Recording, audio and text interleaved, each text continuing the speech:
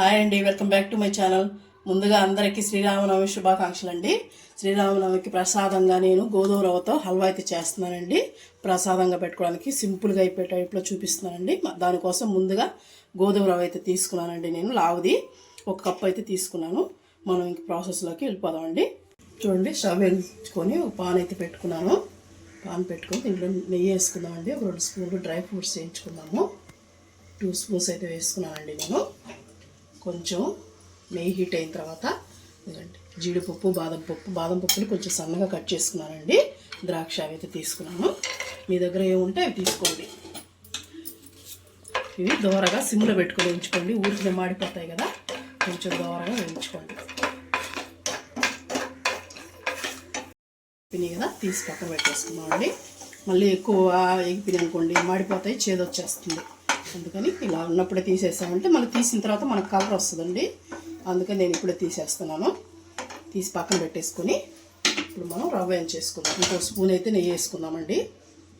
ఇంకో స్పూన్ నెయ్యి వేసుకొని ఇప్పుడు మనం ఉంది కదా గోధుమ రవ్వ, అదైతే వేసి వేయించుకుందామండి.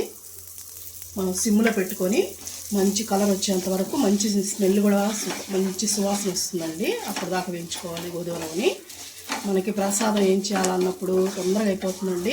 ఈ శ్రీరామనవమికి ఈజీగా చేసే రెసిపీ అయితే చేసి చూపించాను. స్కిప్ చేయకుండా చూడండి. మంచి కలర్ వచ్చేసింది, చూసారు కదా, బ్రౌన్ కలర్ వచ్చింది చూడండి. ఇప్పుడు మనకి వేగిపోయినట్టండి. ఇప్పుడు మనం దీంట్లో ఈ కప్పుతో రవ్వ తీసుకున్నాం కదా, 3 కప్పులు అయితే వాటర్ వేసుకుందామండి. 1 కప్పు, 2 కప్పులు, 3 కప్పులు అండి.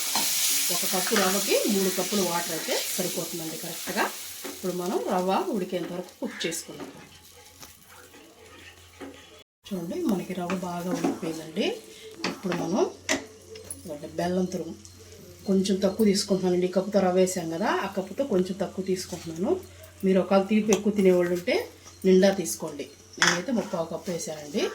దీన్ని కూడా బాగా మనకి బెల్లం వేసేసి కరిగి దగ్గర పడేంత వరకు కుక్ చేసుకుందాం.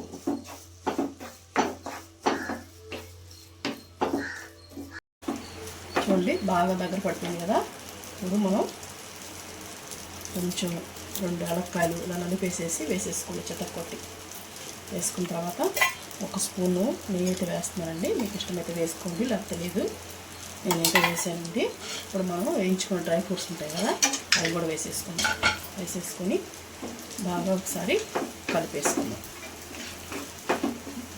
బాగా కలిపేసుకొని స్టవ్ ఆఫ్ చేసుకున్నామండి. అలా కలిపి వేసిన తర్వాత ఎక్కువసేపు ఉండకూడదు. అందుకని నేను బాగా ఒకసారి కలిపేసుకొని స్టవ్ ఆఫ్ చేసేసుకున్నాం. స్టవ్ ఆఫ్ చేసేసి మనం సర్వింగ్ చేసేసుకున్నామండి.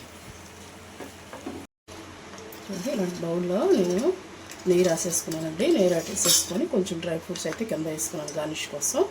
ఇలా బాగా చేసేసుకొని